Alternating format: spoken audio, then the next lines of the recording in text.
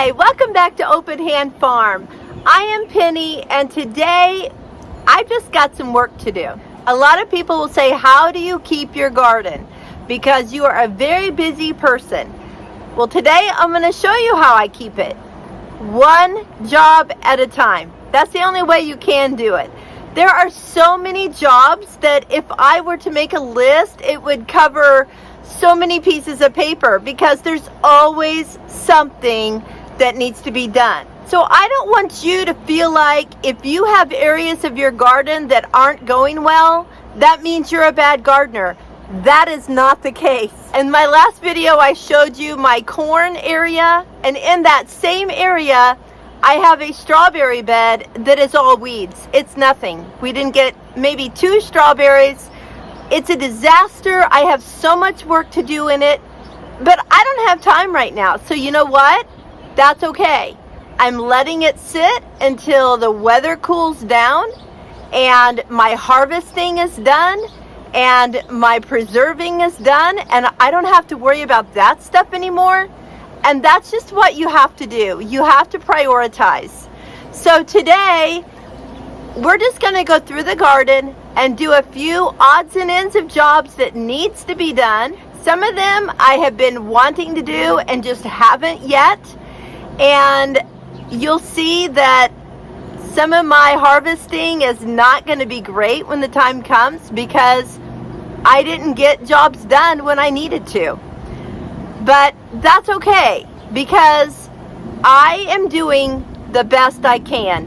And that is all that is expected of you, is for you to do what you can do today and not worry about tomorrow. Let's go see what we're going to try to accomplish today.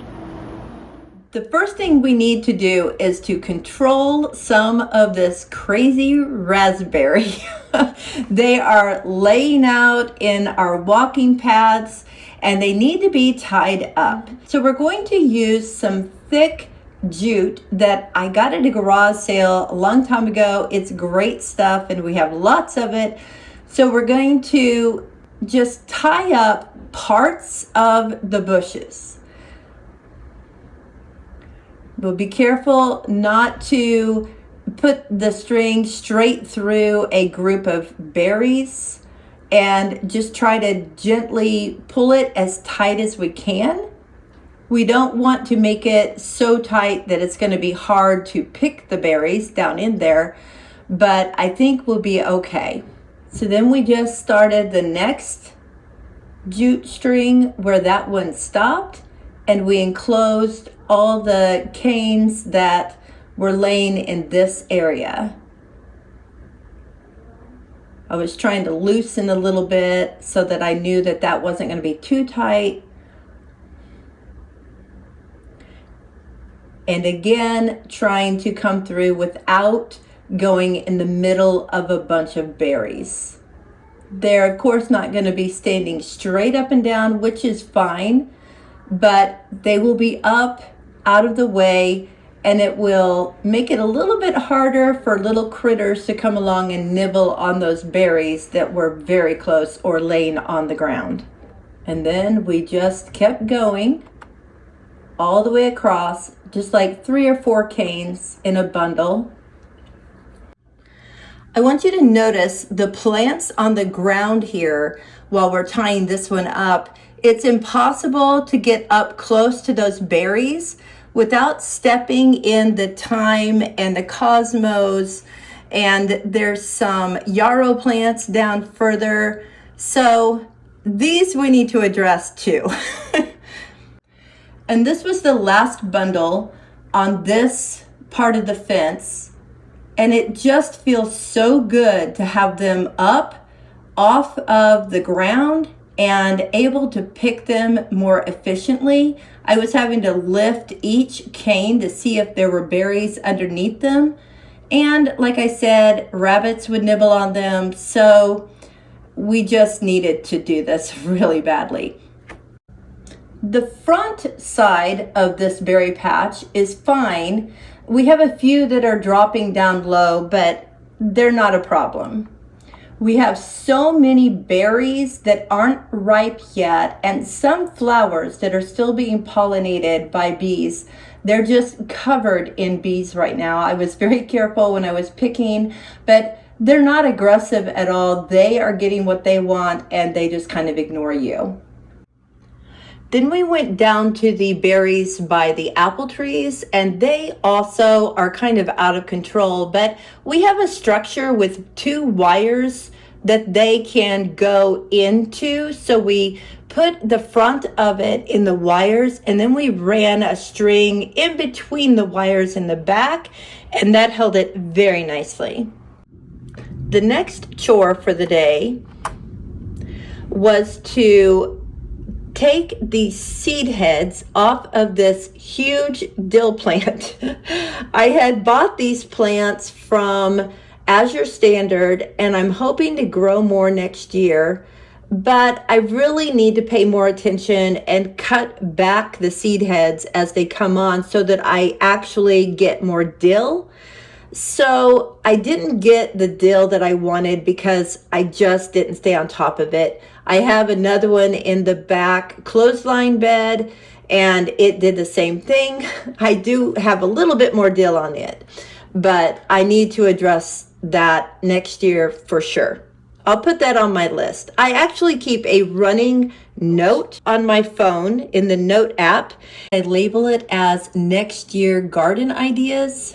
And when I think of things like this, I will put it under the 2025 heading inside that note so that I can go back and look and pay attention to what needs to be done the following year.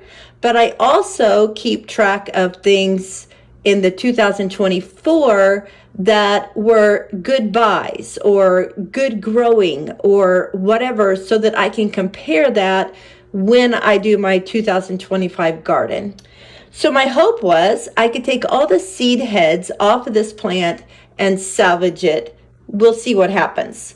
Now it's time to address the walking path to get to pick the raspberries. As you can see, my thyme has gone to flower. The one on the left is lemon thyme. The one on the right is just thyme. And I'm just going to start cutting this back. I just grabbed a pair of scissors, just grabbing it by the handfuls and just trimming it. I have friends that would like to take some of this. What they don't take, I will give to the rabbits and the chickens, so they will not go to waste. I have lots of time right now, so I'm not going to mess with it for myself because I have a million other things to do in the next couple of weeks. I'm just going to share it.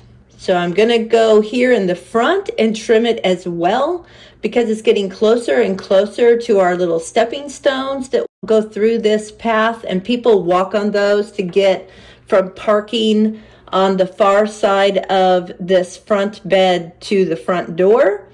So I want to keep those available to them. And then it's time to work on this coreopsis. It is growing new growth. So I know that if I chop it all back, it's going to be fine. So I'm just going to do that. A lot of these flowers have gone to seed and I really don't need them to seed themselves here. So I again will just grab my scissors, grab a chunk of flowers and start cutting. I used to be sad when I would do this kind of job, but not anymore because I know that it will come right back and it will be beautiful again very soon. Now I'm going to address the space between the lemon thyme and the thyme because I do need to have some space there to just kind of put a foot in there to step forward when I am picking raspberries. And I know I should have thought this through before I planted all of this here, but I had never grown raspberries and I figured I was giving it plenty of room because, believe it or not, those raspberries were all planted originally on the other side of the fence about a foot away. And they just keep growing this direction. So I actually have pulled a lot of raspberry shoots out of the ground. I've shared them with friends, But even today, I found some shoots that were coming up. And this is a video taken later in the day. I came back out. I just wasn't happy yet with the way it looked. So there were some tall plants at the far end of this fence. They were called obedience plants. And I cut those down. I didn't really like them.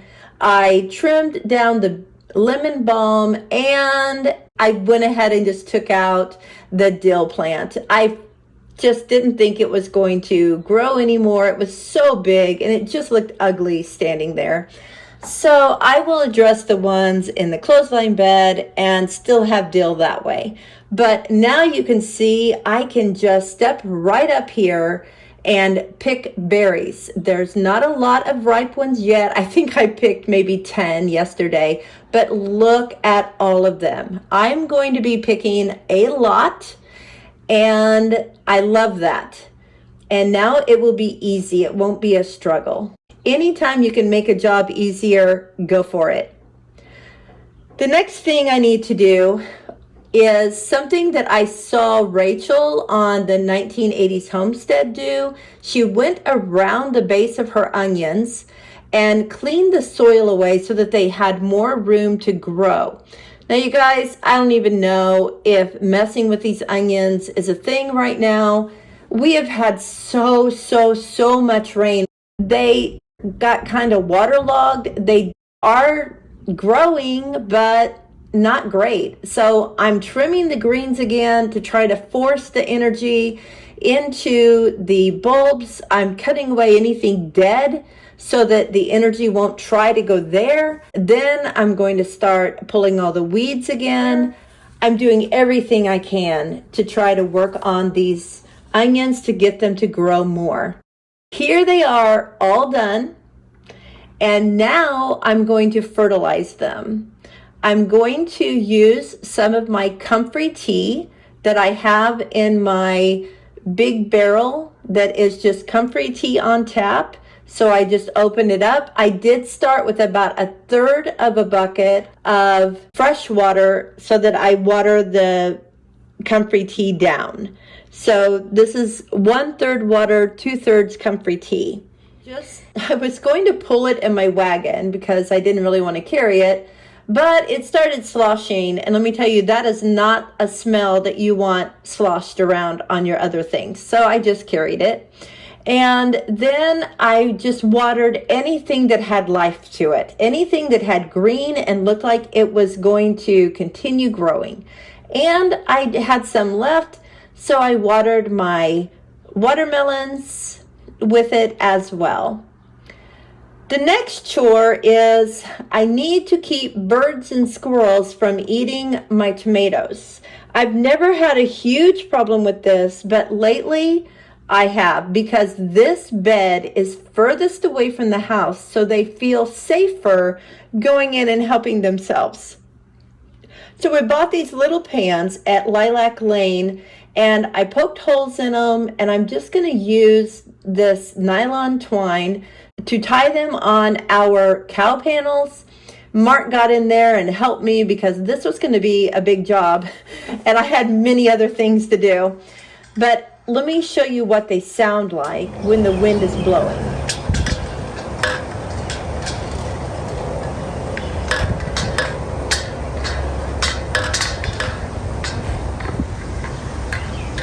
It's not a huge noise, but it would be enough to startle a bird or a squirrel.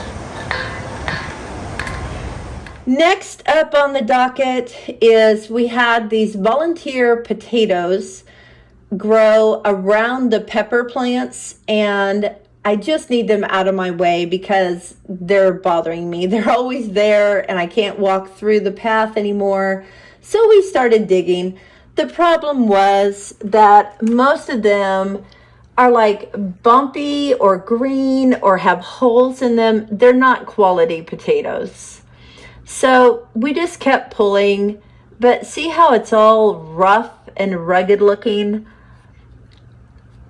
We're going to be digging our other potatoes soon. So I really just didn't want to keep any of these that didn't look good. The very last one we dug up, it did have some good ones. I could use them for a meal. Okay, now this, this is the Sweetheart cherry tomatoes that I planted this year. When I read about them, said they were a vigorous tomato. Well, I had supposedly vigorous cherry tomatoes before, but you guys, this tomato is insane with vigor. Look at all of these yellow flowers. Those will all be tomatoes soon. And I just am going to be like swimming in these cherry tomatoes. And they're a little bit bigger than what I've had in the past. So it's like a 2-bite cherry tomato. But they're really yummy. They're pretty to look at. And I also am growing them because it said that they were less prone to split. So the other cherries that I've planted here before, they just split like nobody's business. I mean, they just keep going and going. So this time I decided to try these. I'm glad I did, but they need to be tied up periodically because they are crazy. Speaking of crazy, I came out here 2 days ago and trimmed all of the runners on this Malabar spinach. This thing just never stops. So I'll get those trimmed, give them to the birds, and I think that's all we're going to need to do today. Thanks so much for coming along and helping me with these projects. Did I get everything done I wanted to do? No, I did not. I did get some weeding done in the food forest, but not all of it. I just did what I could, and then I went inside. It's been a really hot week, and I came out this morning at about 7:45 when it was in the low 80s, and when I came in, it was 96, and it was getting hot. So I came in and I did jobs in the house that I needed to finish, like canning potatoes and making granola and putting together some sauerkraut, stuff like that. So do what you can in the garden, then go in the house and do what you can do there, and then take a break. Have a cup of coffee, have a cup of tea, and watch a video on YouTube, hopefully one of mine. But seriously, don't beat yourself up if you don't get everything accomplished that needs to be accomplished, because it's impossible. So until next time, blessings on you and yours.